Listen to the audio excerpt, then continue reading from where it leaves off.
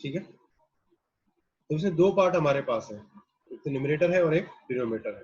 ठीक है, अब डिनोमिनेटर वाला जो पार्ट है वो किसमें, रूट में है। यानी कि मैं अगर बात करता हूँ under root of 4 minus x cube की, रूट से जो भी क्वांटिटी आती है वो ऑलवेज क्या होती है, पॉजिटिव होती है। यानी कि डिनोमिनेटर तो हमारे लिए ऑलवेज पॉजिटिव रहेगा, लेकिन कब पॉजिटिव रहेगा, कंडीशन ये है कि अंडर रूट के अंदर कभी नेगेटिव क्वांटिटी नहीं आनी चाहिए। अंडर रूट के अंदर नेगेटिव क्वांटिटी नहीं आने का मीनिंग क्या हो जाएगा, 4 minus x cube is greater than 0। Equals to 0 नहीं लूंगा, क्यों नहीं लूंगा इक्वल्स टू 0, क्योंकि अगर डिनोमिनेटर 0 हो गया तो फंक्शन अनडिफाइन हो जाएगा, यानी कि इनइक्वालिटी अनडिफाइन हो जाएगी। ठीक है, तो इसीलिए 4 minus x cube is greater than 0। ठीक है,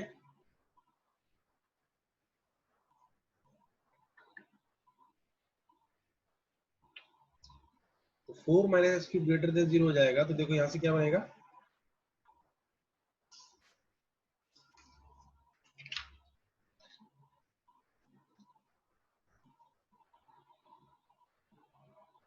4 minus x cube greater than 0, ये हमारे पास लिया हमने। ठीक है, तो इसको लिखेंगे तो x cube minus 4 less than 0। ठीक है, x cube minus 4 less than 0। अच्छा एक बात बताओ,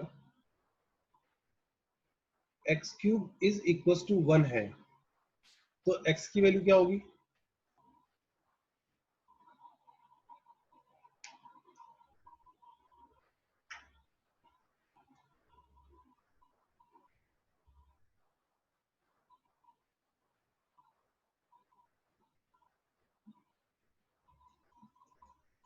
अच्छा 1 के अलावा जिसका आंसर और कोई हो तो,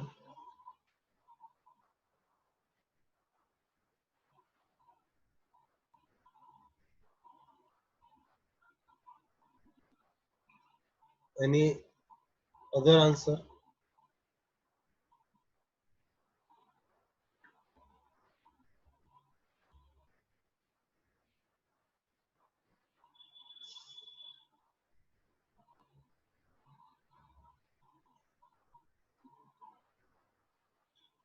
क्यूब रूट ऑफ 1। सही है, जो मैं तुम्हें बात समझाना चाह रहा हूँ तुम वहां तक पहुंच गए, क्यूब रूट ऑफ 1 है ना। अब तुम कहोगे सर क्यूब रूट ऑफ 1 में और 1 में डिफरेंस क्या है, डिफरेंस है, देखो क्या डिफरेंस है, वही डिफरेंस हमें समझना है। हालांकि हम कॉम्प्लेक्स नंबर जब पढ़ेंगे तो उसमें डिटेल में बात करेंगे इसके बारे में। X cube is equal to 1, यानी कि अगर मैं कहूँ, देखो देखो हमने जब पढ़ा था 10th क्लास में, 9th क्लास में पढ़ा होगा कि इक्वेशन की डिग्री जितनी होती है उतनी ही वैल्यूज होती है। अब डिग्री कितनी है, 3 है, यानी कि पावर 3 है, तो पावर 3 इसकी इसमें से वैल्यू कितनी आनी चाहिए हमारे पास, 3 वैल्यूज आनी चाहिए एक्स की। लेकिन अगर हम केवल 1 आंसर दे रहे हैं तो यानी कि हमारा आंसर इनकम्प्लीट है ना। तो क्यूब रूट ऑफ 1 यानी कि आप इसको इस तरीके ध्यान रखिए, x is equal to 1 upon 1/3 cube root of 1, हालांकि वैल्यू 1 ही आने वाली है, इसमें कोई दिक्कत नहीं है। लेकिन जो चीज समझाना चाहता हूँ वो ये है कि x cube minus 1 is equal to 0, हम डायरेक्टली क्यूब रूट ले रहे हैं, वो एक कंडीशन तक ठीक है। लेकिन x cube minus 1 actual fundamental तरीके से अगर हम जाएंगे तो यानी कि इसको फैक्टराइज करके हम वैल्यूज को फाइंड करते हैं, तो x minus 1 x square minus a cube minus b cube का आइडेंटिटी अप्लाई करेंगे, है ना, plus x plus 1 is equal to 0। तो एक वैल्यू हमारे पास में आ गई x minus 1 is equal to 0, और दूसरी जो कंडीशन जो हमारे पास बन रही है वो x square plus x plus 1 is equal to 0। तो यहाँ से x minus 1 is equal to 0 से क्या है हमारे पास, x इज इक्वल टू 1 आ गया, जो हम डायरेक्टली आंसर बोलते भी हैं। लेकिन जो रिमेनिंग टू वैल्यूज रही है हमारे पास, वो रिमेनिंग टू वैल्यूज ये, ठीक है।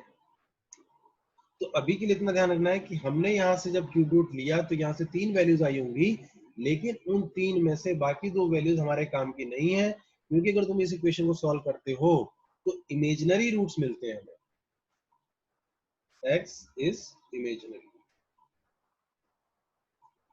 और इमेजिनरी रूट्स के बारे में पढ़ा होगा 10th क्लास के अंदर, d लेस देन 0 हो जाता है ना। तो यानी कि जब यहां से भी मैं वैल्यूज फाइंड करूंगा तो कितनी वैल्यूज मेरे पास आएंगी, 3 वैल्यूज आएंगी, है ना। 3 वैल्यूज हमारे पास आएंगी, लेकिन उन 3 में से एक ही वैल्यू हमारे यूजफुल है, वो कौन सी है, जो पॉजिटिव है। क्योंकि बाकी वैल्यूज कैसी होंगी हमारे लिए, इमेजिनरीज होंगी, इमेजिनरी वैल्यूज होंगी। क्लियर हुई बात? यहाँ मैंने इसलिए ये सब चीज इसलिए इसलिए बताई है हमने, क्योंकि जब हम यहाँ से क्यूब रूट फाइंड करते हैं, इनइक्वालिटी सॉल्व करते हैं, तो हम क्या कहते हैं कि जितनी वैल्यूज एक्स की आएंगी उन सबको नंबर लाइन में प्लॉट करेंगे हम। यही कहते हैं ना हम, कि जितनी वैल्यूज एक्स की आएंगी उन सब वैल्यूज को हम नंबर लाइन में प्लॉट करेंगे, और नंबर लाइन प्लॉट करने के बाद प्लस माइनस प्लस साइन लगाएंगे हम। ये डिस्कस हुआ था हमारा, ठीक है? तो यहाँ से इसका मतलब तीन वैल्यूज आनी चाहिए थी, और तीन वैल्यूज को नंबर लाइन प्लॉट करेंगे तो प्लस माइनस आएगा। लेकिन यहाँ नंबर लाइन पे हम केवल एक ही वैल्यू को पुट कर रहे हैं, क्यों? क्योंकि बाकी जो दो वैल्यूज आएंगी वो इमेजिनरी आएंगी, और ये जो नंबर लाइन है हमारी वो रियल नंबर लाइन है, वो इमेजिनरी नहीं है। ठीक है ना? तो रियल रूट जो आएगा हमारे पास वो आएगा क्यूब रूट ऑफ 4। ठीक है? अब एक ही रूट हमारे पास में आया है तो प्लस और minus, right hand side plus होता है और लेफ्ट हैंड साइड माइनस होता है। रिक्वायरमेंट कैसी है हमारी, लेस देन जीरो, तो ये लेस देन जीरो हो गया। तो x बिलोंग्स टू क्या लिखूंगा मैं, minus infinity to 3√4 cube root of 4 open interval. बोलो यहां तक में किसी को प्रॉब्लम हो तो बताओ। ये पार्ट समझना जरूरी था यहाँ पे, है ना? क्योंकि आगे फर्दर जब क्वेश्चन इस तरीके क्या है तो हम उन सब चीजों के बारे में सोच पाए।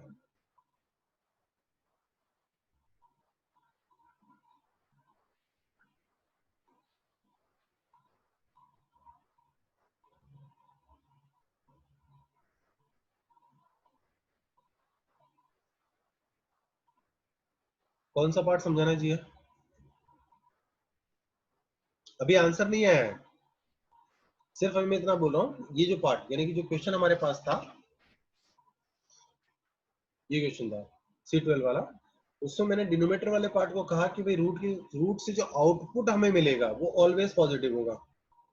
और ये पॉजिटिव कब होगा, जब रूट के अंदर हम पॉजिटिव रखेंगे, कि रूट के अंदर हम नेगेटिव क्वांटिटी नहीं पुट कर सकते।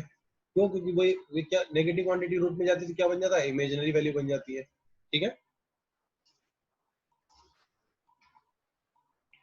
तो उसी को आगे हमने सिंप्लीफाई किया है कि 4 minus x cube is greater than zero, minus multiply किया तो x cube minus 4 less than zero हो गया।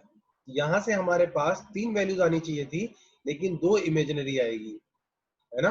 दो इमेजिनरी क्यों आएगी वो हमने यहाँ एक्सप्लेन करके समझाया है ना, कि भाई एक्स क्यूब यानी कि फंडामेंटली जब मैं इसको सॉल्व करूंगा तो ए क्यूब माइनस बी क्यूब से फैक्टराइज करके हमें इसमें वैल्यूज फाइंड करनी पड़ेगी। तो एक वैल्यू रियल आ गई हमारे पास, बाकी दो वैल्यूज हमारे पास इमेजिनरी आई, टोटल थ्री वैल्यूज आई हमारे पास, डिग्री थ्री है तो ठीक है ना। बट दो इमेजिनरी आई, तो इमेजिनरी का हमारा काम नहीं है, हम सिर्फ रियल के अंदर बात कर रहे हैं, तो रियल की वैल्यू एक्स लिस्ट बनाए। ऐसे ही यहाँ पर जब सॉल्व किया जाएगा तो हमारे पास तीन वैल्यूज आएगी, लेकिन एक वैल्यू बाकी की दो वैल्यू, एक वैल्यू रियल रहेगी, बाकी दो इमेजिनरी रहेगी। तो हम रियल नंबर लाइन पे जब डिनोट करते हैं तो केवल रियल वैल्यूज को ही डिनोट करते हैं, और रियल वैल्यू क्या आएगी, क्यूब रूट ऑफ 4। ठीक है? तो क्यूब रूट ऑफ 4 को प्लॉट प्लेस किया, फिर प्लस और minus, right hand side positive, left hand side negative. और हमें रिक्वायरमेंट कैसी है, देखो लेस देन जीरो हो गया यहाँ पे, लेस देन जीरो मतलब नेगेटिव, तो minus into cube root of 4, ये हमारे पास x आ गया डिनोमिनेटर वाले पार्ट के लिए। क्लियर इतनी बात?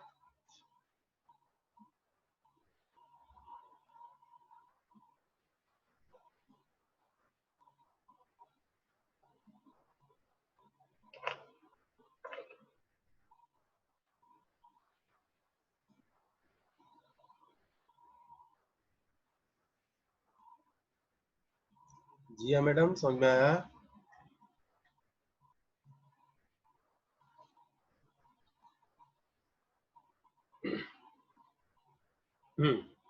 अब आगे बात करते हैं हम, देखो तो हमने जब क्वेश्चन में बात की, तो जो x square plus two minus यानी कि न्यूमरेटर वाला जो पार्ट था उसको छोड़ के हमने डिनोमिनेटर की बात की।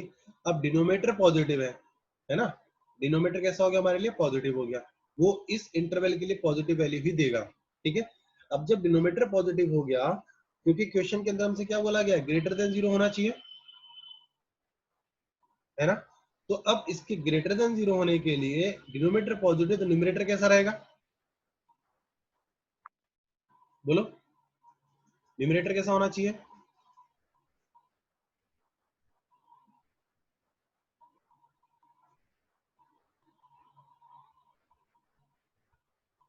अरे दिव्यम, अगर डिनोमिनेटर पॉजिटिव है, दो क्वांटिटी का प्रोडक्ट पॉजिटिव या दो क्वांटिटी का डिवाइड पॉजिटिव कब होगा? जब दोनों क्वांटिटीज पॉजिटिव होंगी।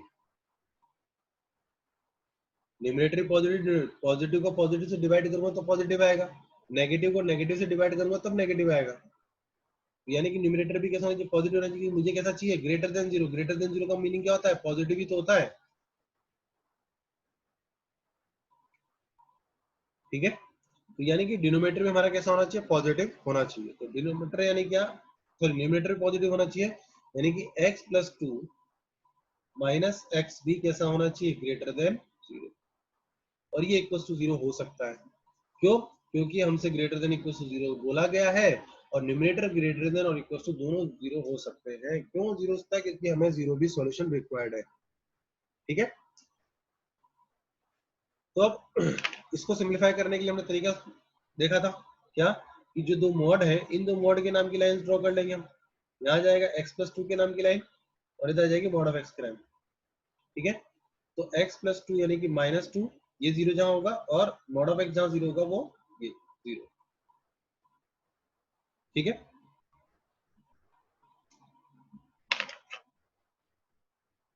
फिर जो दो पार्ट हमारे पास बने, इन पार्ट्स को, तो किसी भी पॉइंट से positive, right hand side positive होता है, लेफ्ट हैंड साइड नेगेटिव होता है। फिर इधर भी राइट हैंड साइड पॉजिटिव होगा और लेफ्ट हैंड साइड नेगेटिव होगा। इस वजह से हमारे पास तीन पोर्शन जो बन रहे हैं, फर्स्ट, सेकेंड और थर्ड। तो फर्स्ट में क्या है? दोनों पॉजिटिव है। सेकंड में फर्स्ट पॉजिटिव सेकंड नेगेटिव, और थर्ड में दोनों नेगेटिव, ठीक है। तो इस तरीके से इस चीज को हमने किस तरीके से लिखा था?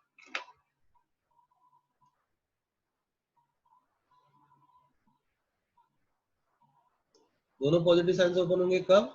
जब x greater than equal to zero होगा। x greater than equal to zero के लिए मैंने, क्योंकि फर्स्ट पोर्शन जो है हमारा ग्रेटर देन जीरो वाला है, ठीक है। x greater than equal to zero यानी कि दोनों पॉजिटिव साइन से ओपन होंगे, तो x प्लस टू भी पॉजिटिव और x भी पॉजिटिव, रिमेनिंग कितना रहेगा हमारे पास? टू, ठीक है। सेकंड पोर्शन में फर्स्ट पॉजिटिव है, सेकंड नेगेटिव है, तो फर्स्ट पॉजिटिव यानी कि x प्लस टू, और ये भी हो जाएगा plus x, negative negative positive, ठीक है। तो यहाँ से आ जाएगा टू एक्स प्लस टू, कब? जब x हमारा कहाँ है? माइनस टू से लेकर जीरो के बीच में। और last part, when x is less than equal to minus two, यानी कि दोनों नेगेटिव हो जाएंगे, तो माइनस एक्स माइनस टू, और ये हो जाएगा plus x, x x cut हो जाएगा, रिमेनिंग आ जाएगा माइनस टू, ठीक है। तो यानी कि अगर मैं देखूं, मुझे क्या चाहिए? ये ग्रेटर देन जीरो चाहिए। तो देखो फर्स्ट पार्ट ये ग्रेटर देन जीरो है, यानी कि कांस्टेंट वैल्यू टू आ रही है, ग्रेटर देन जीरो है। सेकंड पोर्शन अगर देखता हूँ, टू एक्स प्लस टू है ना। तो two x plus two greater than zero होगा क्या? किस इंटरवल में? माइनस टू से लेकर जीरो में। तो अगर मैं माइनस टू यहाँ पुट करता हूँ, तो माइनस फोर बन जाएगा, माइनस फोर प्लस टू हो जाएगा माइनस टू, यानी कि नेगेटिव हो गया। और अगर जीरो पुट करता हूँ, जीरो पुट करने पे टू आता है, लेकिन जीरो पुट करने पर तो यही वैल्यू आएगी हमारे पास, ठीक है।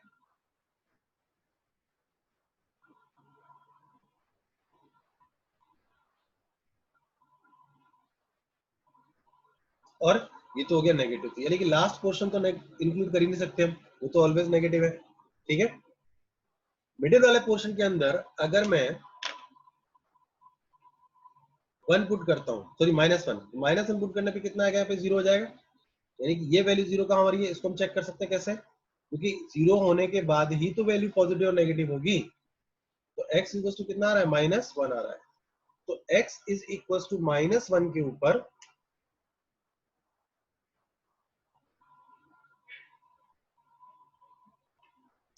तो x is equal to minus one के ऊपर वैल्यू क्या हो जाएगी? हमारी जीरो हो जाएगी। यानी कि जीरो होने के बाद ही वैल्यू नेगेटिव होगी और पॉजिटिव होगी, यानी कहां पर? माइनस वन पर। यानी कि माइनस टू से लेकर माइनस वन के बीच में नेगेटिव देगा, और माइनस वन से लेकर जीरो पर पॉजिटिव देगा, ठीक है।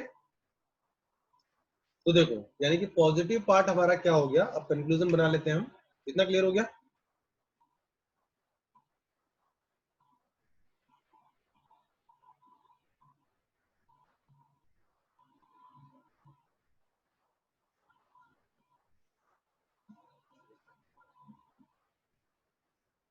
यस दिया, बोलो।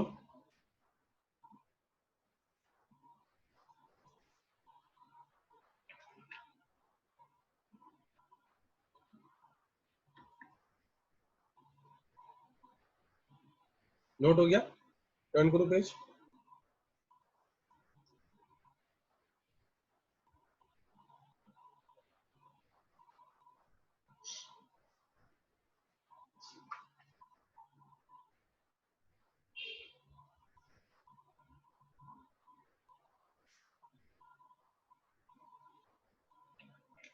तो देखो हमारे पास जो जो आया सब नंबर लाइन पे ड्रॉ कर देते हैं। एक नंबर लाइन ड्रॉ की, तो फर्स्ट जो इंटरवल हमारे पास में आया था, फर्स्ट इंटरवल क्या आया था देखो, जब क्यूब रूट ऑफ 4 लिया था हमने, तो फर्स्ट पॉइंट हमने डाला क्यूब रूट ऑफ 4 वाला। ठीक है, तो इसलिए इसके लिए कंडीशन क्या थी, लेस देन, यानी कि इधर वाला पोर्शन था हमारे लिए। ठीक है, अभी वाले पोर्शन के अंदर पॉजिटिव कब आया था, जब x ग्रेटर देन 0 था, यानी कि 0 पॉइंट। ठीक है, और 0 से जब ग्रेटर देन वैल्यूज थी तो भी पॉजिटिव था, यानी कि इस तरफ पॉजिटिव था, है ना। और एक वैल्यू जो सेकंड केस उसका जब पार्ट निकाला था हमने, सेकंड केस कौन सा, ये वाला केस। इस केस में भी देखा था हमने कि जब वैल्यू -1 आई थी तो -1 पे 0 हुआ था, और -1 से ग्रेटर क्वांटिटी यानी कहां तक, 0 तक। तो इस वाला जो पोर्शन है ये -2 से लेकर 0 वाला पोर्शन, तो मैं दोनों पॉइंट प्लेस कर देता हूँ।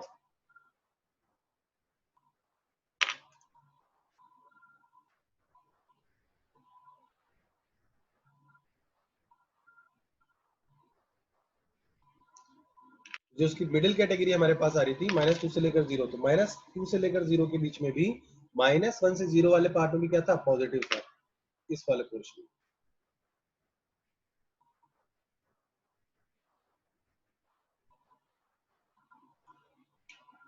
ठीक है, तो आंसर किस तरीके से लिखेंगे हम, देखो -1 से 0 और 0 से लेकर इंफिनिटी तक वाला, ये तो एक पूरा पोर्शन है जो केस नंबर 2 से आया था, न्यूमरेटर को ग्रेटर देन करने पर, और ये आया था डिनोमिनेटर से ग्रेटर देन करने पर। तो मैं लिख देता हूँ, इसमें डाल देता हूँ, ये न्यूमरेटर से आया हमारे पास, ये भी न्यूमरेटर से आया, और ये डिनोमिनेटर वाला पार्ट था। तो यानी कि ऐसा पोर्शन जहां पे न्यूमरेटर भी पॉजिटिव हो और डिनोमिनेटर भी पॉजिटिव हो, तो कौन सा पोर्शन है, देखो ये पोर्शन हो जाएगा,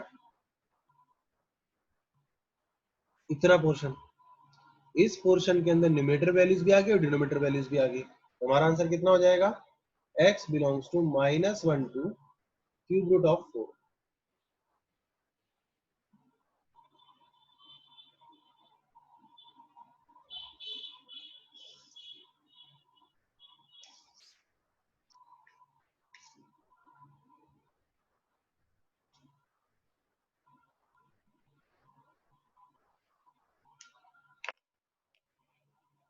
क्लियर एवरीवन?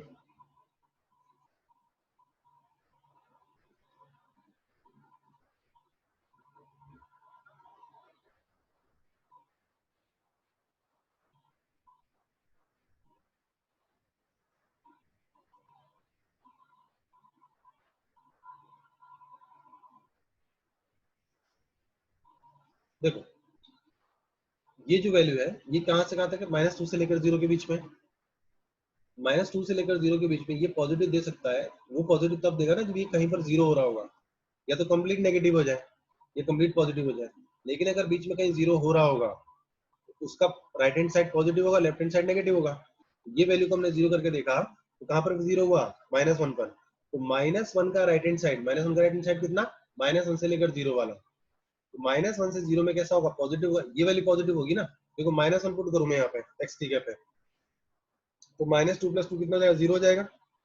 अब -1 से ग्रेटर क्वांटिटी पुट करो कोई, सपोज मान लो पुट कर दो -1/2, तो -1/2 पुट करता हूँ यहाँ पे, तो कितना बनेगा ये, -1, -1 + 2 कितना हो जाएगा, 1, पॉजिटिव हुआ। ठीक है,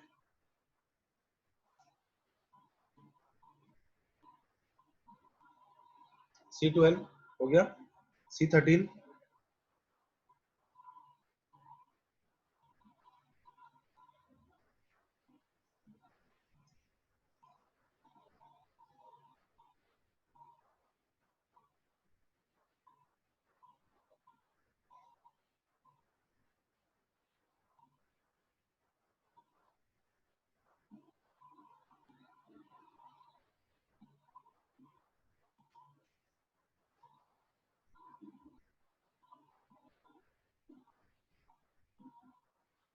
कंप्लीट।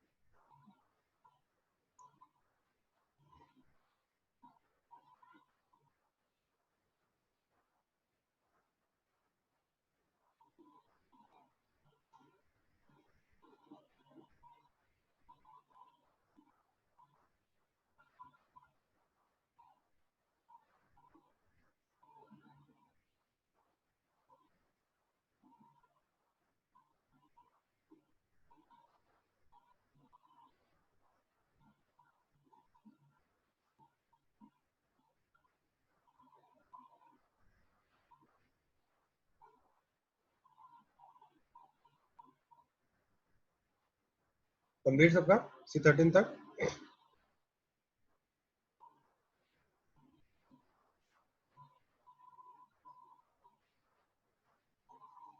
ना पावर एंड एक्सपोनेंट के क्वेश्चंस हम कंप्लीट कंटिन्यू करेंगे, लेकिन उससे पहले एक टॉपिक कंप्लीट कर लेते हैं फंडामेंटल मैथमेटिक्स का ही,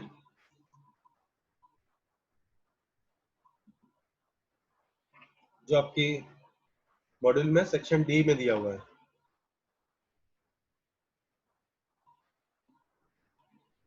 ताकि क्या है कि एक्सरसाइज 1 पूरा सॉल्व कर पाओगे।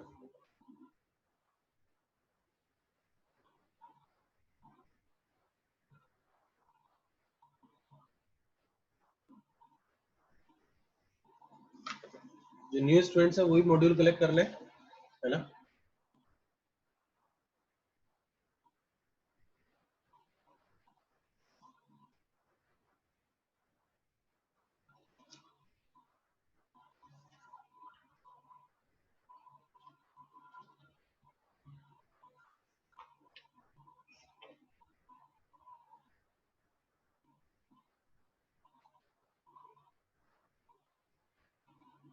डिटर्मिनेंट,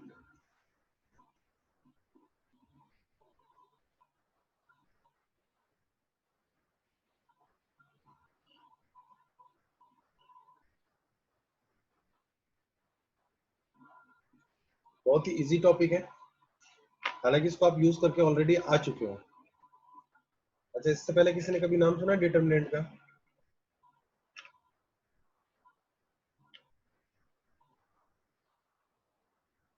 पढ़ा है डिटर्मिनेंट?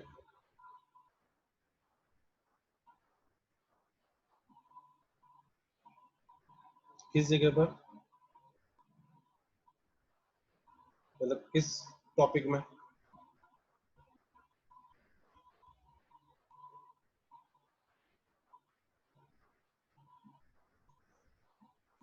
दिव्यम पटेल क्लास 12? नहीं, मतलब तुमने नाम सुना है का मतलब ये नहीं सुना, मैं बोल रहा मैं कि तुमने डिटर्मिनेंट पढ़ा है, ऐसा मैं पूछ रहा हूँ कि भाई तुमने डिटर्मिनेंट किस टॉपिक में तुमने अगर देखा है, पढ़ा है, तो कब पढ़ा है?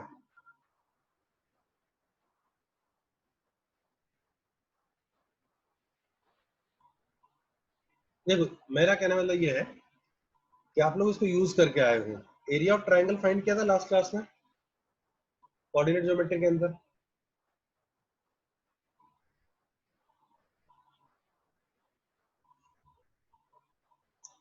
वो एरिया ऑफ ट्राइंगल का फॉर्मूला डिराइव किया था तुम लोगों ने?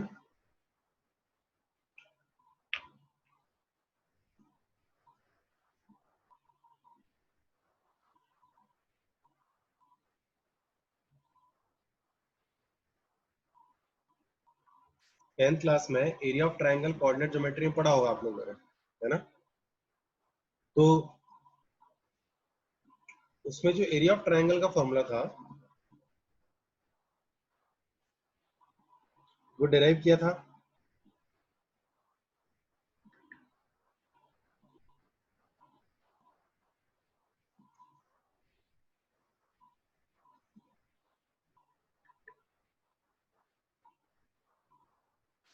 जिन लोगों ने डिराइव किया होगा उन्होंने डिटरमिनेंट जरूर फेस किया होगा, है ना। क्योंकि एक्चुअल में जो एरिया ऑफ ट्राइंगल है वो एप्लीकेशन है इस टॉपिक का, डिटरमिनेंट का, है ना। तो चलो डिटरमिनेंट के बारे में बात कर लेते हैं। और इसको आपने देखा होगा, भी समझ जाओ कहाँ देखा होगा फर्स्ट टाइम, कब आप इसको फेस किया है आप लोगों ने। देखो, a1x plus b1y plus c1 is equal to 0, a2x plus b2y plus c2 is equal to 0, ये इक्वेशन सॉल्व की थी लास्ट क्लास में, तो 10th क्लास में।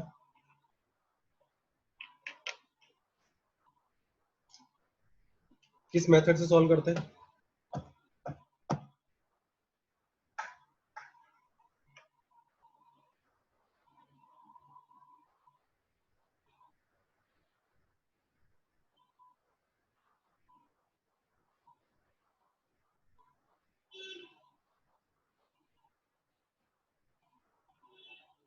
हम्म 3 मेथड इसके लिए सॉल्व करने के लिए तुम्हारे पास थे, एक्चुअली 4 मेथड्स थे। मैथमेटिकली 3 मेथड है,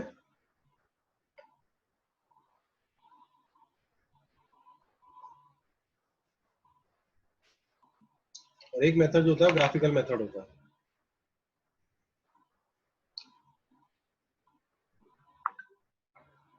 इसमें जो मेथड्स थे वो था एक एलिमिनेशन, सब्स्टिट्यूशन और third cross multiplication. Cross multiplication को हम अवॉइड करते हैं क्योंकि थोड़ा सा वो लेंदी नजर आता है ना, और कुछ स्पेशल टाइप ऑफ क्वेश्चंस के अंदर ही क्रॉस मल्टीप्लिकेशन को सॉल्व किया था हमने। जो क्रॉस मल्टीप्लिकेशन मेथड है वही डिटर्मिनेंट है ना। क्रॉस मल्टीप्लिकेशन मेथड आप पढ़ते हैं वही डिटर्मिनेंट है। कैसे है देखो, जब मैं क्रॉस मल्टीप्लिकेशन को सॉल्व करूंगा तो x अपॉन, इसको हाइड करते हैं फर्स्ट वन को, ठीक है। हाइड करने के बाद कैसे लिखते हैं, b1 b2 और c1 c2 is equal to y। फिर कैसे लिखते हैं, इसको हाइड करेंगे तो c1 c2 आ जाएगा हमारा, और a1 a2 आ जाएगा। इज इक्वल टू कांस्टेंट के लिए 1 लिखते हैं तो a1 a2 b1 b2, ऐसा, ठीक है। अब कुछ टीचर्स बता देते हैं कि भाई यहाँ पर माइनस लगा दूं, यहाँ माइनस लगाने से क्या होता है कि a1 a2 इधर आ जाता है, c1 c2 इधर आ जाता है। इससे क्या याद रह जाता है, ये हाइड करने पर हम सीधा सीधा a1 a2 c1 c2 लिख देते हैं। अभी मैंने जो लिया है वो साइक्लिक ऑर्डर लिया है, ठीक है। अभी जो x के अपॉन में तुम्हें दिखाई दे रहा है ना, यही डिटर्मिनेंट है ना। ये जो डिटरमिनेंट है, इस डिटरमिनेंट का मीनिंग क्या होता है कि दो पैरेलल लाइंस के बीच में रो और कॉलम में जो डेटा अरेंज किया गया होगा वो हमारे लिए मैट्रिक्स होता है, सॉरी डिटरमिनेंट होता है, ठीक है। दो पैरेलल लाइंस के बीच में रो और कॉलम में जो डेटा अरेंज किया जाएगा वही हमारे लिए क्या होता है, डिटरमिनेंट होता है। तो इसके अंदर ये हॉरिजॉन्टल्स जो होते हैं वो रोज होते हैं, और वर्टिकल्स जो होते हैं वो कॉलम्स होते हैं, ठीक है। तो अगर मैं लिखता हूं b1 b2 c1 c2, यानी कि ये डिटरमिनेंट बना कितना, 2x2 का। इस 2x2 का मीनिंग क्या हो गया, रो एंड कॉलम। यानी कि इस डिटरमिनेंट के पास नंबर ऑफ रोज 2 है, नंबर ऑफ कॉलम्स 2 है। किसी भी डिटरमिनेंट के पास रोज और कॉलम्स जो होते हैं वो ऑलवेज इक्वल होते हैं, ठीक है। तो ये इक्वल होने की वजह से हम इसको क्या बोल देते हैं, ऑर्डर टू डिटरमिनेंट, है ना। तो ऑर्डर टू जैसे मैंने बोला तो समझ में आ जाएगा भाई, नंबर ऑफ रोज और कॉलम्स कितने हैं, 2 है, ठीक है। तो हमें 2x2 बोलने की ज्यादा जरूरत नहीं पड़ेगी, हम सीधे सीधा ऑर्डर 2 बोल सकते हैं। ये होगी डिटरमिनेंट की बात, किस तरीके से एक्सप्रेस किया जाता है। इधर जो होते हैं रोज होते हैं, वर्टिकल्स रो 1, ये रो 2 है। फर्स्ट ऑलवेज रो 1 होगा, सेकंड ऑलवेज रो 2 होगा, ठीक है। और ऐसे ही इधर कॉलम 1 कॉलम 2, ठीक है। फर्स्ट जो होगा ऐसा नहीं है कि भाई इसको हम कॉलम 1 बोल देंगे, है ना। आगे से स्टार्ट करें, ये कॉलम 1 होगा और ये कॉलम 2 होगा, ठीक है। ये तो हो गया डिटरमिनेंट का मीनिंग और इसको एक्सप्रेस करने का तरीका। अब आता है इसके सॉल्यूशन के बारे में बात, ठीक है। इसको सिंप्लीफाई कैसे करते हैं, सॉल्व कैसे करते हैं। सॉल्व करने में जैसा कि नेम हमारा इसका था क्रॉस मल्टीप्लीकेशन, तो क्रॉस मल्टीप्लीकेशन मतलब क्या होगा, क्रॉस मल्टीप्लाई, इसको इससे कर देंगे और इसको इससे करेंगे।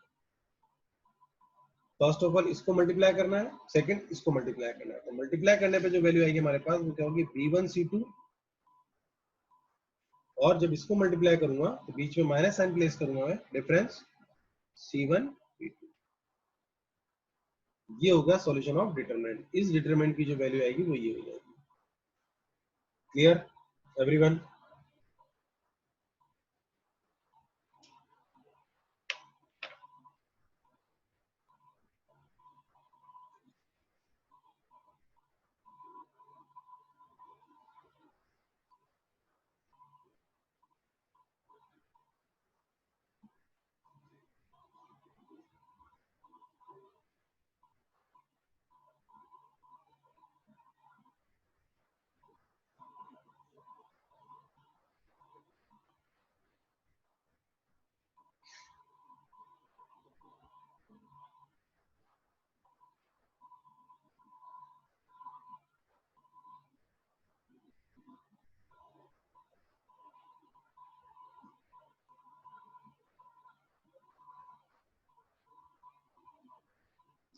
वो प्रॉपर्टीज ऑफ ट्रायंगल और इन प्रॉपर्टीज ऑफ डिटरमिनेंट, मतलब थोड़ा हायर डिफरेंशिएशन उसमें चला जाएगा डिटरमिनेंट पे, है ना। वो सब बात हमें नहीं करनी, हम सिर्फ फंडामेंटल्स की बात कर रहे हैं। क्योंकि क्या होगा कि डिटरमिनेंट अभी हमारे जब हम कोऑर्डिनेट ज्योमेट्री पढ़ेंगे और अलजेब्रा के जैसे क्वाड्रेटिक इक्वेशंस और इन सब टॉपिक्स को पढ़ेंगे ना, तो वहां हमें जरूरत पड़ेगी, है ना। तो अभी हम सिर्फ फंडामेंटल और डिटरमिनेंट के बारे में बात करें, जैसे जैसे हम आगे बढ़ेंगे तो इसकी डिटरमिनेंट के बारे में डिटेल में बात वहां करेंगे हम, इसकी जगह पर इसको यूज करेंगे, ठीक है ना। हाँ तो हाँ हंसराज, अभी हम बात करेंगे 3x3 की बात भी करेंगे, ठीक है। सो दिस 3x2 जो है वो एक्सप्रेस, मैंने कहा ना कि नंबर ऑफ रोज और नंबर ऑफ कॉलम्स इक्वल रहेंगे, यानी कि या तो ऑर्डर 2 हो सकता है, ऑर्डर 3 हो सकता है, ऑर्डर 4 हो सकता है, ऑर्डर 5 हो सकता है। यानी कि 3x3 हो सकता है, 4x4 हो सकता है, 5x5 हो सकता है।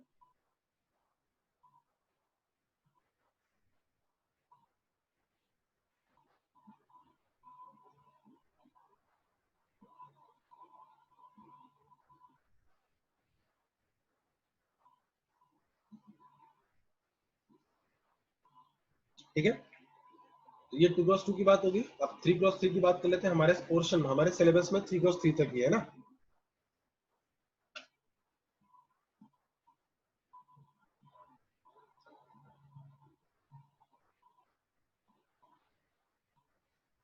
3x3,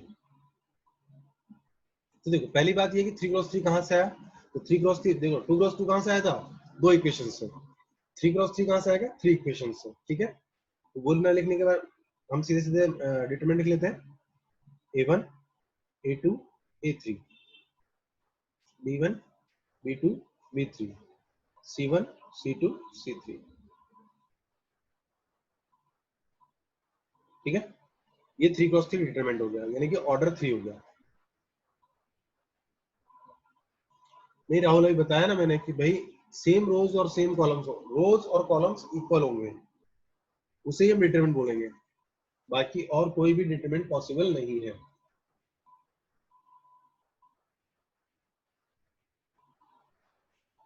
3x3 के बारे में बात करते हैं हम। देखो इसको सिंप्लीफाई करने के लिए, 3x3 को मुझे सिंप्लीफाई करना है तो कन्वर्ट करूंगा मैं 2x2 में। जैसे याद करो कि भाई अगर मुझे तीन equation, linear equation, 3 linear equations मुझे गिवन है और मुझे उन तीनों वेरिएबल्स की वैल्यूज मुझे फाइंड करनी है। 3 लीनियर इक्वेशंस जैसे a1x plus b1y plus c1z plus d1 is equals to 0, a2x plus b2y,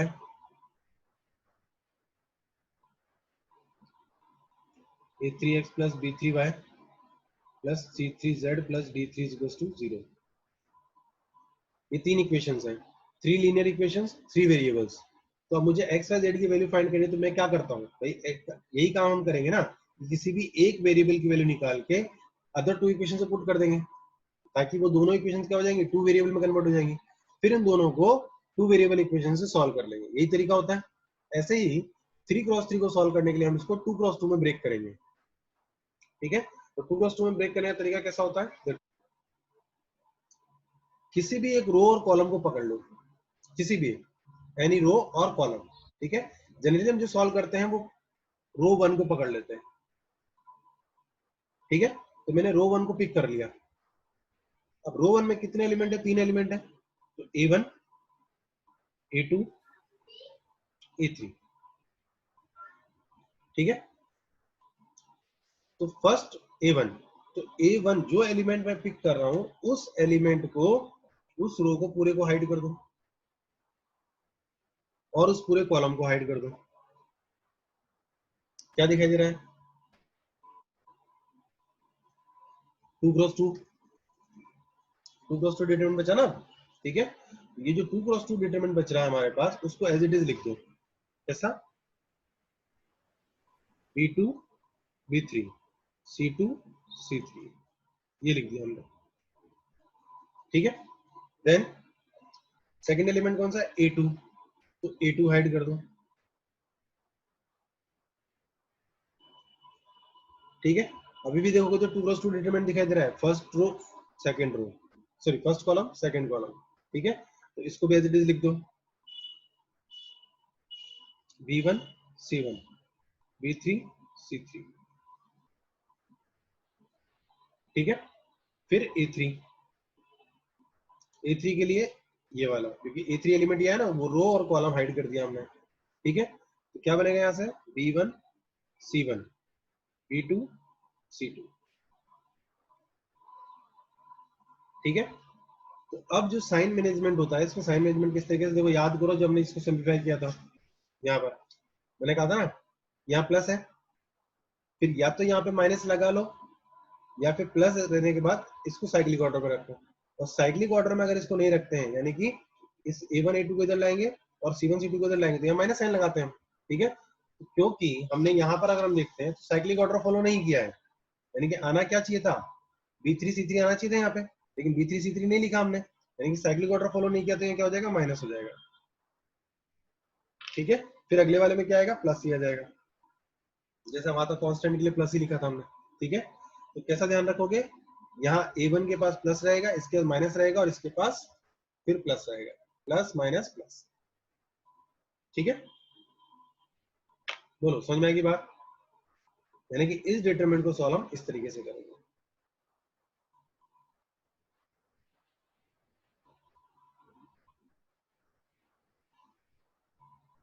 हम ब्रेक करें ना उसको 2x2 में, मैंने बताया ना कि भाई लीनियर इक्वेशन 3 वेरिएबल को सिंप्लीफाई करना है, तो भाई किसी एक से वैल्यू निकाल के बाकी दो में पुट करूंगा, ताकि क्या बन जाए, ये दो इक्वेशन को सॉल्व करना रहेगा, फिर हमको लीनियर इक्वेशन 2 वेरिएबल बन जाएगी ना। फिर यहाँ सपोज मान लो मैंने z की वैल्यू निकाल ली इस इक्वेशन से, ये z की वैल्यू निकाल के इन दो जगहों पुट कर दी हमने, ये जो दो इक्वेशंस बनेगी, ये जो दो इक्वेशंस बनेगी वो क्या होंगी, लीनियर इक्वेशन 2 वेरिएबल हो जाएगी ना, फिर इन दोनों को हम सॉल्व कर सकते हैं। यही काम हम यहाँ कर रहे हैं, ये 3x3 है तो उसको 2x2 में ब्रेक कर रहे हैं। ब्रेक करने का तरीका क्या है कि भाई जिस एलिमेंट को मैं पिक कर रहा हूँ उस रो को और उस कॉलम को हाइड मुझे करना है, ताकि मेरे पास ब्रेक हो गए 2x2 बच जाए,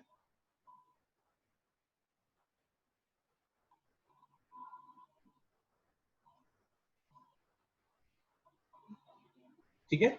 और माइनस साइन मैंने कहा ना, जब यहाँ हम 2x2 समझो इस बात को, भाई हम क्रॉस मल्टीप्लाई करते हैं तो x y और 1 ऐसा लिखते हैं, तो जब इस तरीके से लिखते हैं तो B1 B2, यानी कि इसको जब मैं हाइड करता हूँ तो ये आता है ना मेरे पास, क्योंकि यहाँ भी तो हाइड ही करते हैं हम, है ना, यह है।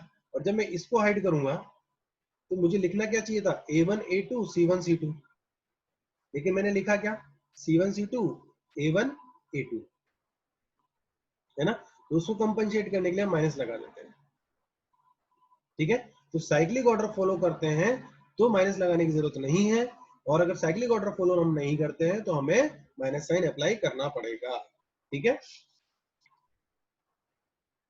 यहां हमने साइक्लिक ऑर्डर फॉलो नहीं किया है,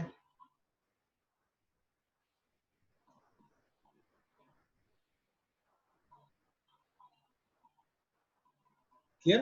अब बस क्या करना है, A1, अब इसको सिंप्लीफाई करना बताया, क्रॉस मल्टीप्लाई करना है हमको, तो B3 minus B3 C2 minus A2, इसको क्रॉस मल्टीप्लाई कर देंगे, B1 C3 minus B3 C1, और प्लस A3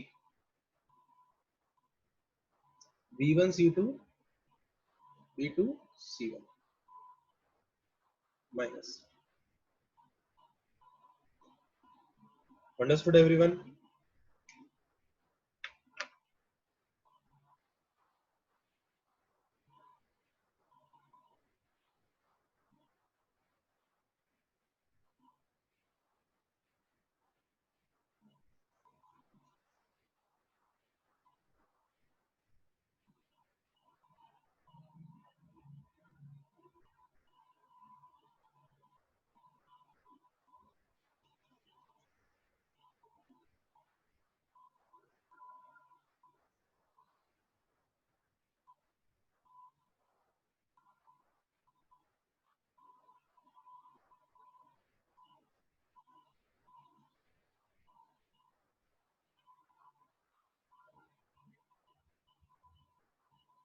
देखो साइक्लिंग को मेथड क्या है कि अगर मैं यहाँ पे B3 C3 लिखता और B1 B3 लिखता तो यहाँ मुझे प्लस लगाना पड़ता, तो साइक्लिक ऑर्डर बन जाता ना। साइक्लिक ऑर्डर मतलब कैसा, B2 C3 B2 C2 B3C3, फिर यहाँ क्या था B3C, यानी कि साइक्लिक ऑर्डर मतलब क्या, जो कॉलम यहाँ है वही सेम कॉलम यहाँ है, ठीक है। तो B3C3 इधर आ जाता और B1C1 यहाँ आ जाता, फिर उसके बाद B1C1 यहाँ है तो B1C1 यहाँ आ जाता, तो पूरा साइक्लिक ऑर्डर फॉलो हो जाता है, यानी कि जहां से छोड़े वहीं से पकड़े, है ना। लेकिन उसमें क्या होता है, फिर हमको जब हम ये हाइड कर रहे हैं तो मुझे ध्यान ही रखना पड़ता कि B1C3 पहले लिखूं फिर B1C1 पहले लिखूं। तो उस कंफ्यूजन से बचने के लिए मैंने बता दिया कि आप तो सीधा बस हाइड करो और फर्स्ट जो दिखाई दे उसको फर्स्ट लिखो, सेकंड जो दिखाई दे रहा है सेकंड लिखो। बस ध्यान रखना कि मिड वाले पार्ट में, यानी कि जो मिडिल वाला जो वैल्यू लिखोगे उसके लिए माइनस साइन लगाना है। कंफ्यूज होने की जरूरत नहीं है, वो सिर्फ कंफर्टेबल के लिए अपने।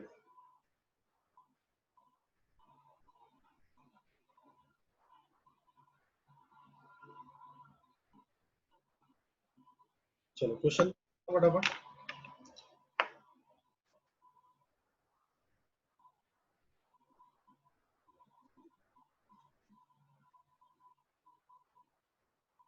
यस जी हाँ, आप अगर किसी को लगता है कि नहीं मैं तो रो वन की जगह कॉलम वन यूज करूंगा तो कर सकता है, और ऐसा भी नहीं कि कॉलम रो वन ही यूज कर सकते हैं हम, रो वन के अलावा रो टू भी यूज कर सकते हैं, रो थ्री भी यूज कर सकते हैं, कोई भी एक रो यूज करना है, लेकिन क्योंकि कंफर्टेबल हमारे लिए रो वन में है तो हम रो वन वाइज ही सॉल्व कर लेते हैं।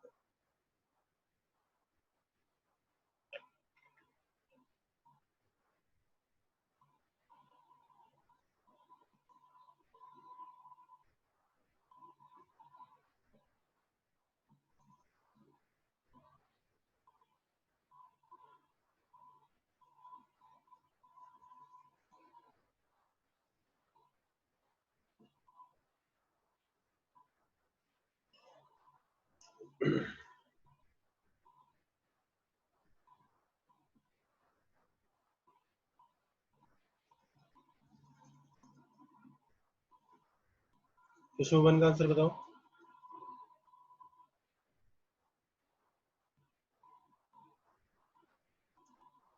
सिंपल है,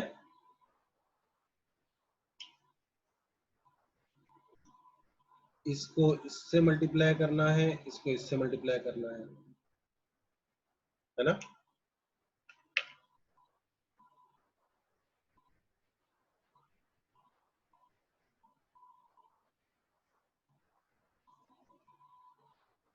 2 minus 8, that means minus 6।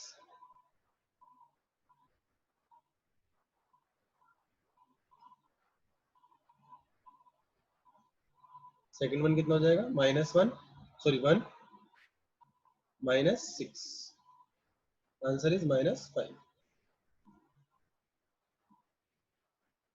Clear everyone.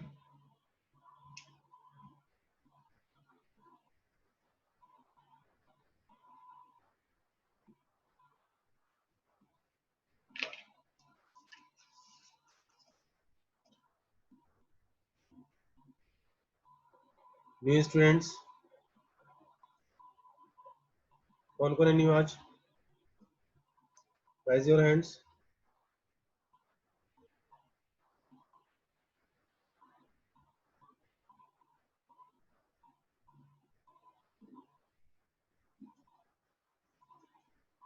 उन्नत, यश, प्रणव, स्नेहल, आदित्य, क्लियर हुई बात।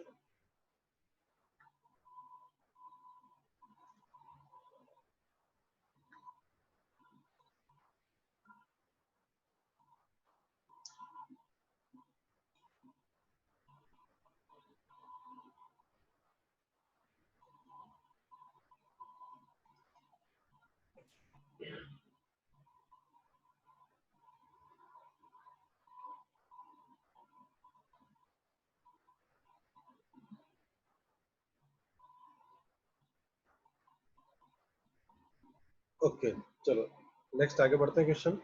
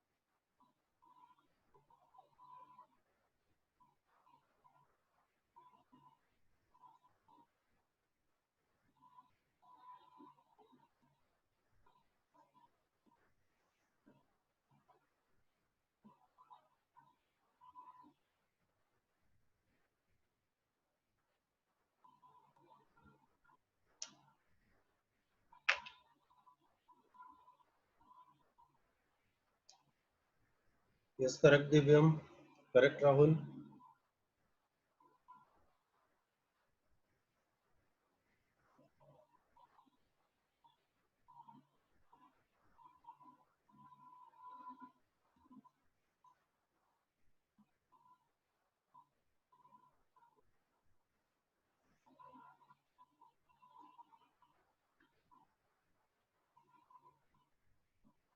Attendance बोल दो एक बार.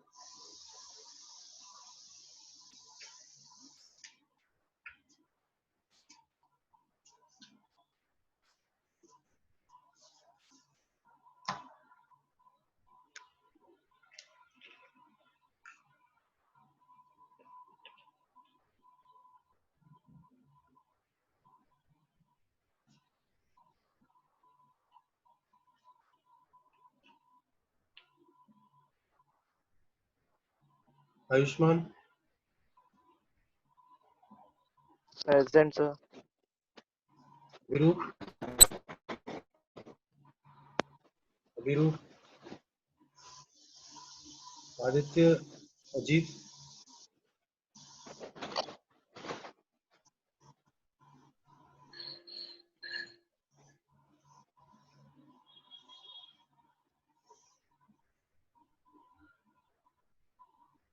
थोड़ी देर के सब लोग अनम्यूट कर लो है ना, जल्दी जल्दी बोलो. अक्षत. अरविंद. आशुतोष. आशुतोष. स्वामी.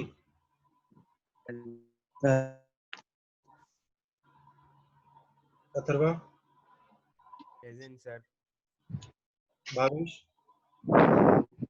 Present, sir. Bhavya. Present, sir. Devanshi. Present, sir. Attendance. कौन आ गया?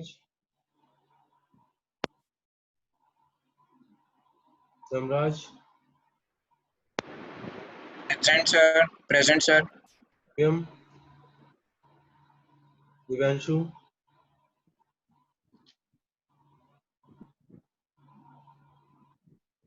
दिया. Present, sir. Hansraj. Harshraj. Present, sir. Ishan Dubey. जिया Goswami. Yes, sir.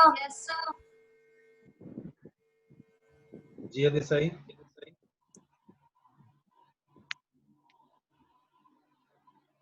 Present, sir. Kanika.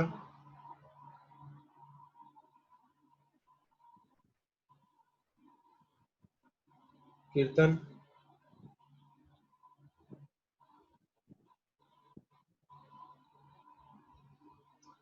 Krishna. Present, sir. Krishna Prajapati. Present, sir. मनन.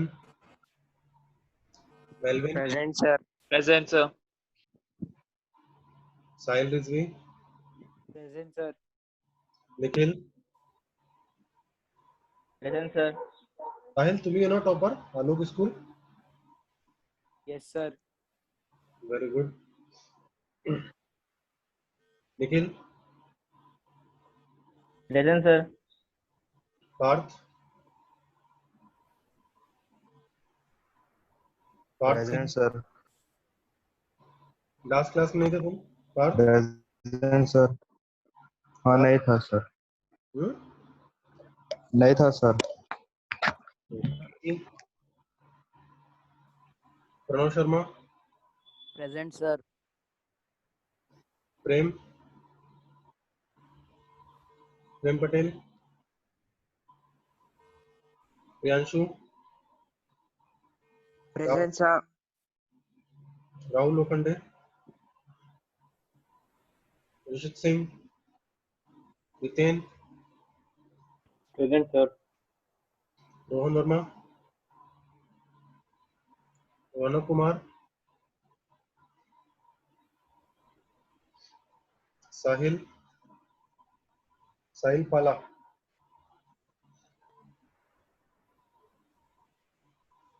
Sai Krishna, present sir. Sai Prasad, present sir. समृद्धि,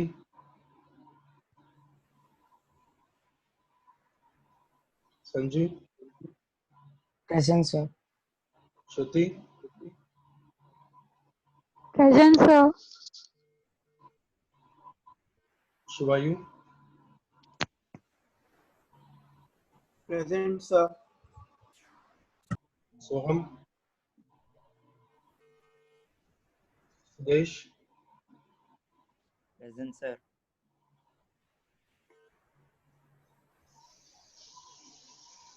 सैमसी,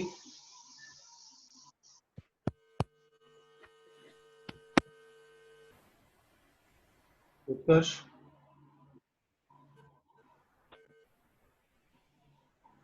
विशा, Present, sir. Meet, present sir.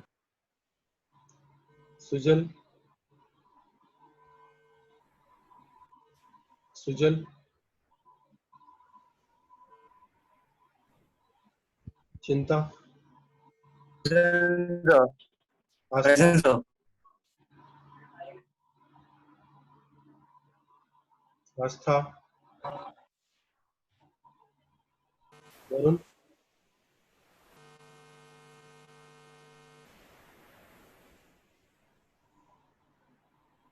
Sai Srinivas,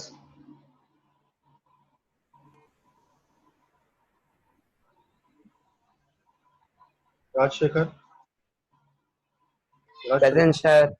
यश, Prachi, Present, sir.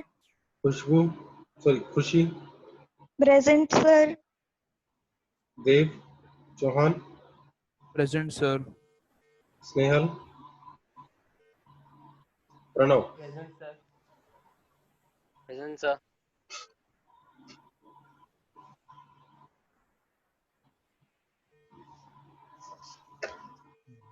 Yes. New student एक बार hand raise करना आपने।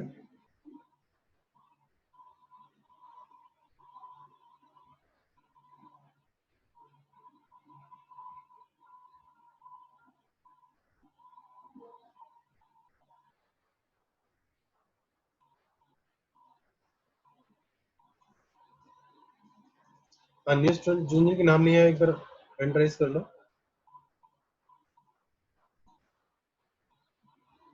पिंकी तुम्हारा हो गया।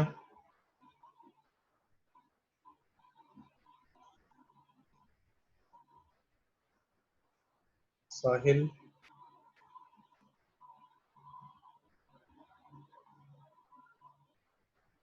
और कोई जिसका नाम नहीं आया?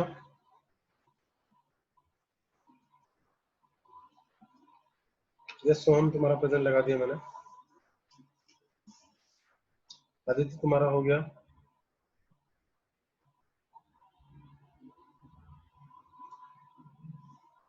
और आदित्य सक्सेना भी था ना?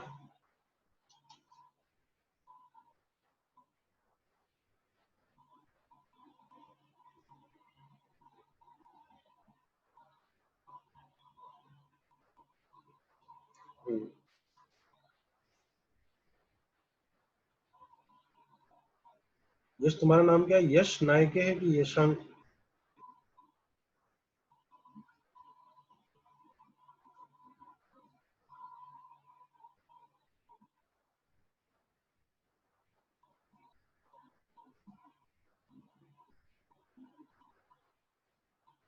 यस हो गया।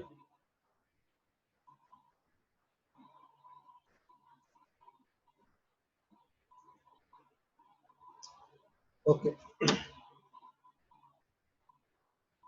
हो गया सॉल्व सबके क्वेश्चन में?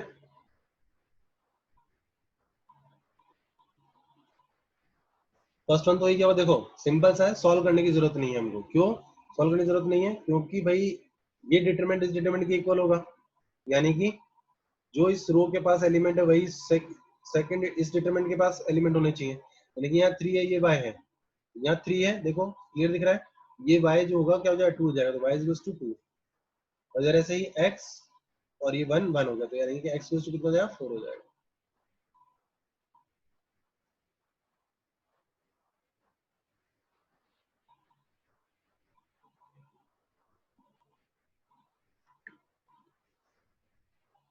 नेक्स्ट लॉग में सॉल्व करते हैं। देखो क्रॉस मल्टीप्लाई कर दो फर्स्ट ऑफ ऑल, तो लॉग 512 बेस 3, इसको इधर मल्टीप्लाई करेंगे इनटू लॉग 9 बेस 3 माइनस, अब देखो लॉग की प्रॉपर्टीज मैंने लिखाई थी, जिसने पढ़ा था उसको याद होगा, minus log 3 base 4 log 8 base 3। ये तो हो गया डिटरमिनेंट का काम, ठीक है। अब उसके बाद क्या करना है हमें, हमने बेस चेंज प्रॉपर्टी पढ़ी है, बेस चेंज प्रॉपर्टी पढ़ी यानी कि बेस सेम होंगे तो हम सॉल्व कर सकते हैं। तो लॉग 512 बेस 3 डिवाइडेड बाय, इसको मैं क्या लिख सकता हूं, लॉग 4 बेस 9, इंटरचेंज कर सकते हैं एलिमेंट्स को, माइनस, और यहां से कितना बचा, देखो इसको चेंज कर लेते हैं 4 को, क्योंकि हम बेस 3 में कन्वर्ट करें, log 8 base 3 divided by log 4 base 3, ऐसा बेस इन प्रॉपर्टी से, ठीक है।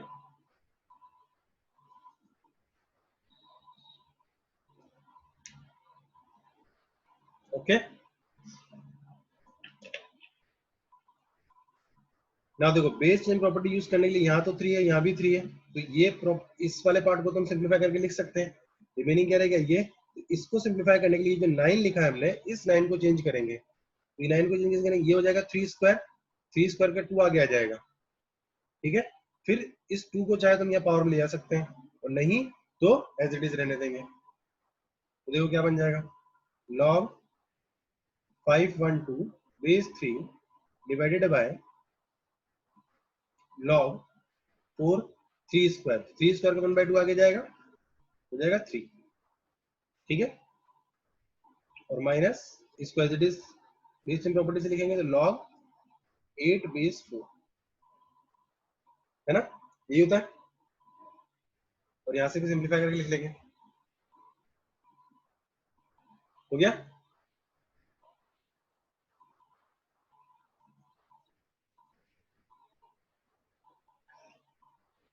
डाउट किसी को?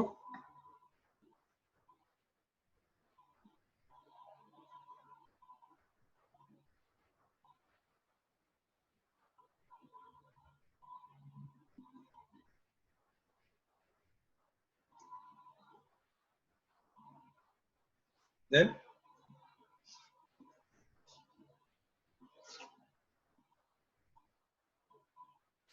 2 लॉग 512 बेस 4 हो जाएगा, और माइनस लॉग 8 बेस 4 हो जाएगा, ठीक है।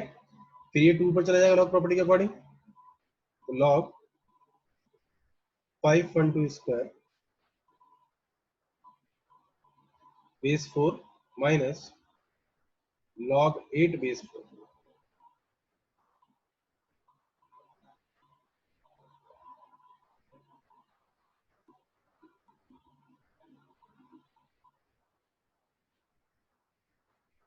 तो 512 स्क्वायर डिवाइडेड बाय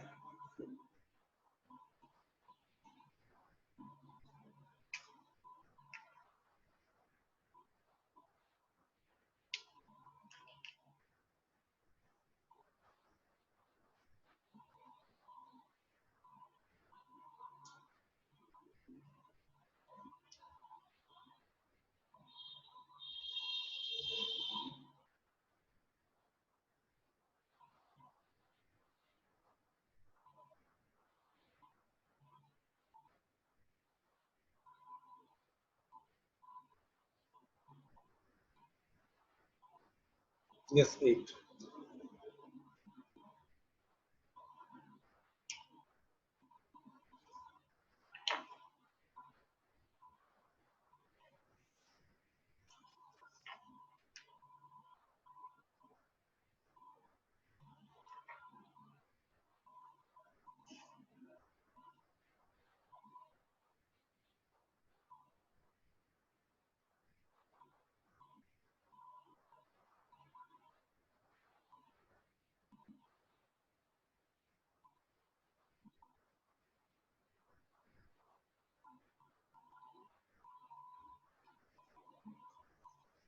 क्लियर?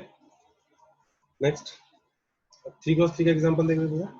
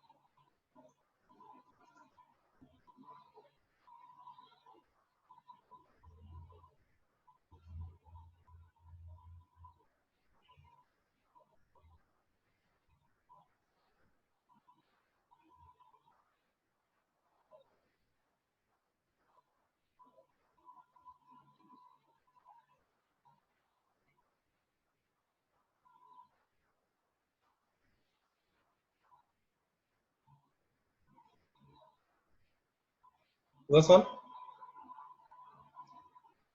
देखो इसको हाइड करेंगे 1 लेके, तो क्या रहेगा 2 1 -1 1, फिर -2 लेंगे, इसको हाइड करेंगे और इसको हाइड करेंगे, ठीक है।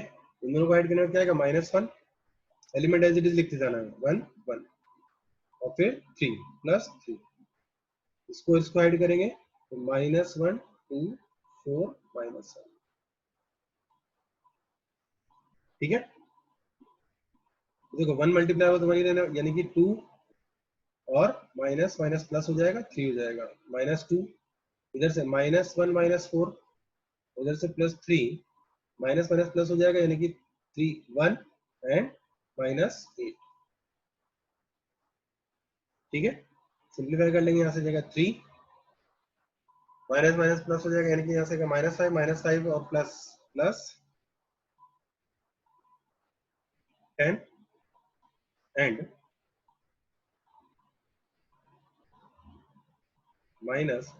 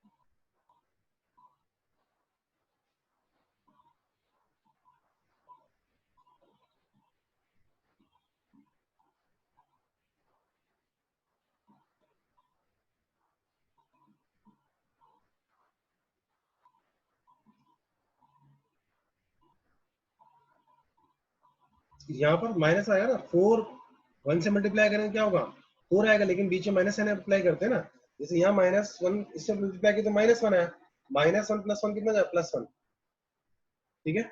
ऐसे यहाँ पर माइनस माइनस मल्टीप्लाई हुआ तो +1 हुआ, और 4 × 2 8 8, और बीच में माइनस एन अप्लाई करते तो -8, यहाँ से आएगा -7 -7 + 3 -21, -5 और -2 +10 एंड 3, तो answer is -8।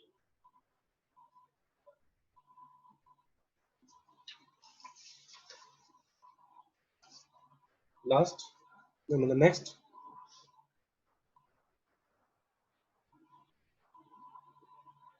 cos theta minus sin theta sin theta cos theta.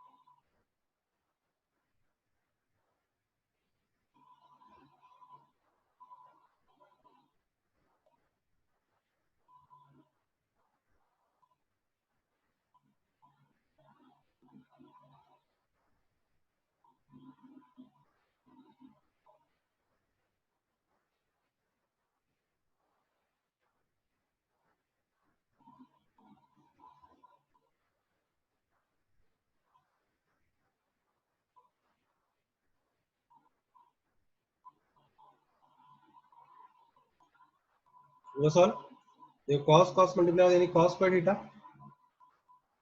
Minus minus plus हो जाता है sin स्क्वायर थीटा।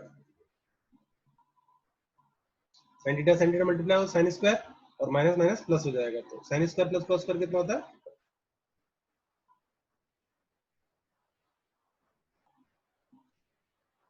इधर से ऐसे मल्टीप्लाई करेंगे। देखो यहाँ डिटरमिनेंट इक्वल नहीं दिया हुआ है, हमें सिर्फ वैल्यूज इक्वल दी है, तो क्या इसको सॉल्व करना पड़ेगा। तो कितना हो जाएगा 12x minus 14 is equal to 10। Simplify करेंगे इसको इधर ही जाके, तो 12x is equal to 24, that means x is equal to 2। Clear everyone?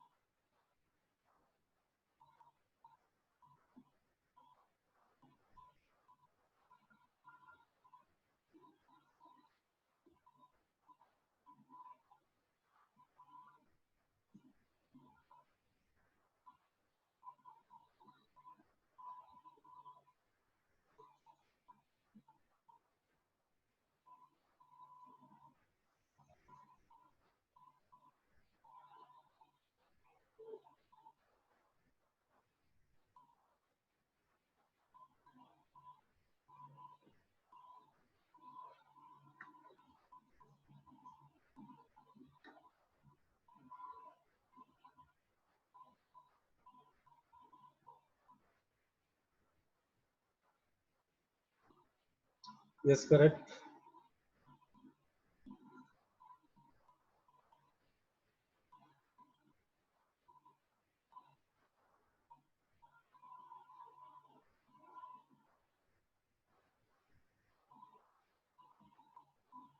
Correct, सबका आंसर करेक्ट है। Yes correct correct.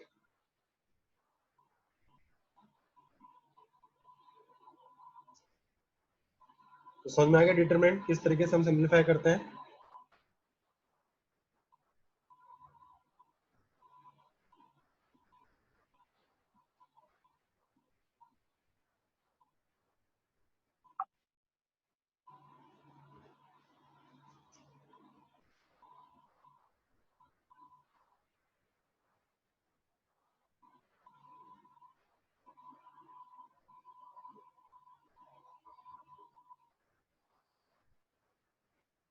यस साहिल बोलो। लॉग वाला क्वेश्चन है। देखो ये क्वेश्चन हमें गिवन था, इसको हमने सिर्फ मल्टीप्लाई कर लिया सबसे पहले तो, और ये जो log 9 बेस 4 आया था हमारे पास यहाँ से, उसको बेस चेंज करके हमने ऐसा बनाया है ना, बेस चेंज प्रॉपर्टी से। ठीक है, ये बन जाएगा log 4 बेस 9, और इधर रह जाएगा, इधर भी बेस चेंज कर लेते हैं, बेस 3 में कन्वर्ट कर लेते हैं, log 8 base 3 upon log 4 base 8। ठीक है, तो अब अगेन बेस चेंज प्रॉपर्टी से इसको देखते हैं, तो log a base c upon log b base c है, तो यानी कि log a by b log a base b बन जाएगा। और ऐसे ही यहाँ पर इस 9 को मैंने लिखा 3 स्क्वायर, 3 स्क्वायर यानी कि पावर 2 जो जाएगी आगे जाएगी, यानी कि 1/2 हो जाएगी, है ना। वो पावर 1/2 आगे जाएगी तो ये 2 जाके ऊपर मल्टीप्लाई हो जाएगा, और इस पूरे log 5/2 अपॉन log 4 बेस 3 को हम देखते हैं, ये ओवरऑल क्या बन जाएगा।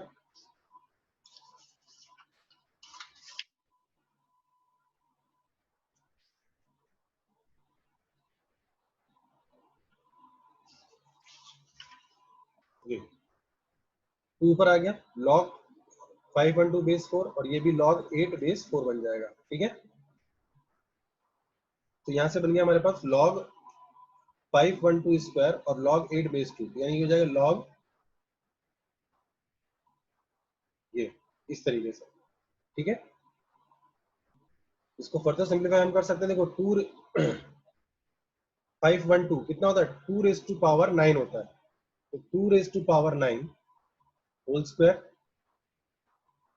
अपॉन ये था 2 रेज टू पावर 3, और यहाँ log 4 है इसे।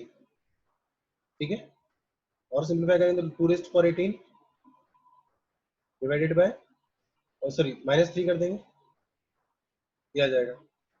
ठीक है, और log बेस 4 तो एज इट इज रहेगा इसी। अब 18 लेंगे कितना है, 15 आगे ले लेंगे हम, 15 पावर आगे जाएगा ना 15, और इस ये जो बचेगा यहाँ क्या बचेगा, 2 बेस 4, तो log 2 बेस 4 कितना होता है, 1/2 होता है, यहाँ से आंसर आ जाएगा 15/2।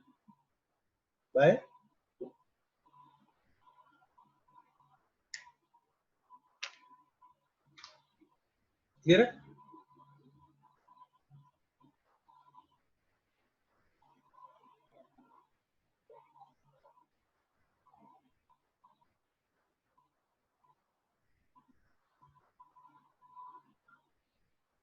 Clear everyone. तो डिटरमिनेंट का जो सेक्शन डी है वो आप लोगों को सॉल्व कर लेना है। ठीक है,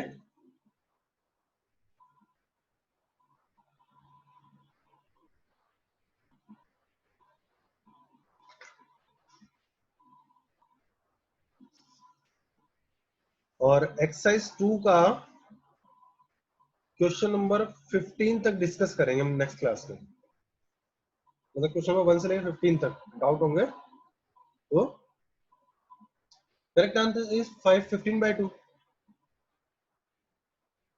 डिटरमिनेंट वाला पूछ रहे हो क्या, इसका 40।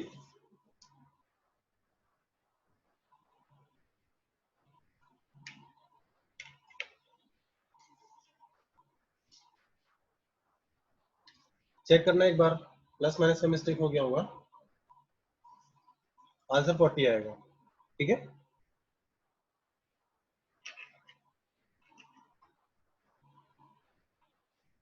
ओके, नेक्स्ट क्लास में आगे बात करेंगे।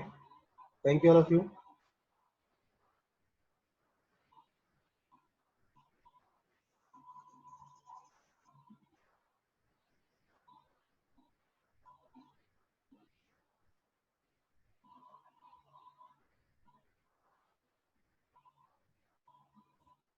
वो आयोटा वाले छोड़ देना, अभी आयोटा वाले पे कराऊंगा।